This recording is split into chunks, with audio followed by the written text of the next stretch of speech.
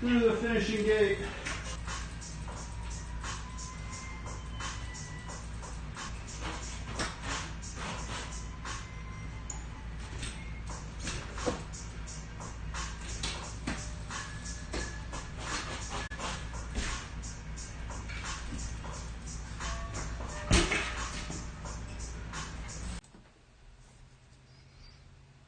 Oh, greetings there again, travelers. Welcome to another peculiar update.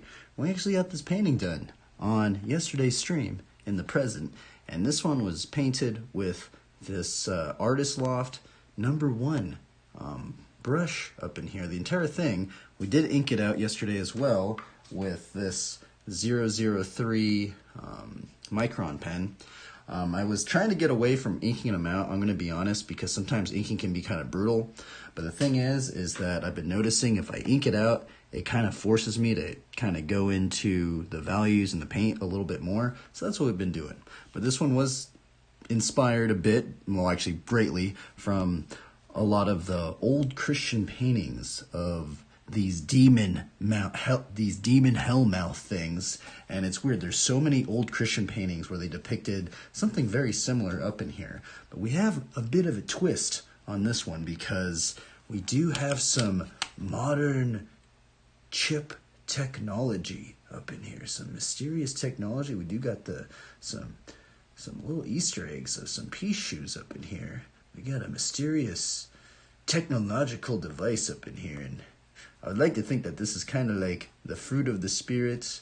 And then we got this little Bible up in here. But yeah, I'm going to be honest, this one was quite the battle. I went through a wide range of frustrations and emotions going through this one. I almost gave it up, I'm going to be honest. But yeah, this one is, I feel like, another interesting little milestone because we've been trying to figure out how to learn how to draw these figures tinier so we can start drawing multi-figure scenes. We can start putting them more in scenes because generally I was just trying to use up as much of the card and do these one single character scenes. But yeah, this one we're kind of doing a technique that is a very archaic technique, a very old technique. A lot of old Christian paintings actually did very similar techniques. I would say they wouldn't really necessarily go into the inking and stuff like this, and a lot of them would basically do this technique but with oil paint. But yeah, it's the same technique that we were doing, kind of like on this one. But yeah, anyway, that's the weird update for this one. And what's cool is we can shout some riders out, and that's what we're going to do. Alright, let's check this maneuver out, this bike maneuver. And today we're going to go into the maneuver of some trials riding. Now it's actually strange, is I actually did grow up with this rider. His name's Matt Gannon. Shout outs to Matt Gannon. And it's weird because he used to do like trials bike stuff on his BMX bike. And I've actually shared this clip a lot, but this dude actually did have an impact on me.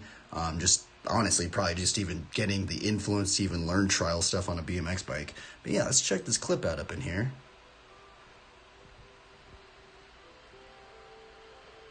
What a trip, man, dang.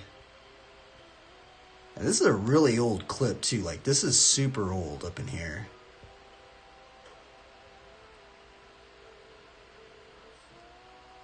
Into a disaster 180 into there. What a trip. Yeah, this dude shredded, man. Shout out to Matt Gannon. But yeah, we're going to look into the trick that he just did right there, and it's called a back hop. Let's watch this. Lowering the front wheel and stamping down on the pedals, returning the back to their neutral position, whilst letting go of the back brake and applying it again as soon as you land.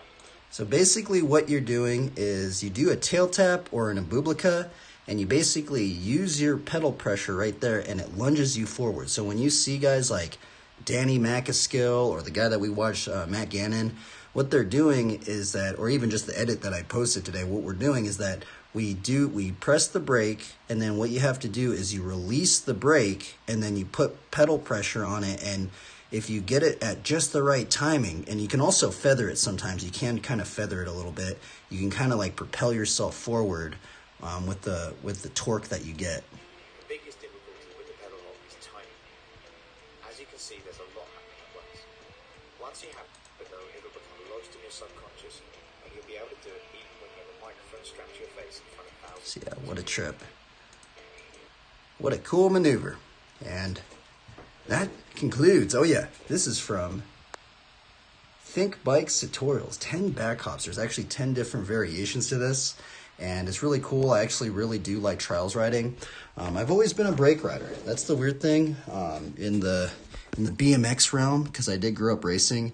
And the weird thing is that I remember going to this like race camp with my friends, and it was weird because my friends were kind of split up a little bit, because some of us, we grew up racing, and the thing is that when you were at the racetrack that I grew up with, the instructor people, like, you couldn't go to the racetrack unless you had brakes. So I honestly, like, ever since I was younger, I just always ran with brakes and stuff like that. But yeah, anyway, everybody, hope you guys have a good one. Continue to keep trying to have fun on the bike and keep creating things. And I'm out of here. You guys have a good one. Peace out and keep having fun and try your best.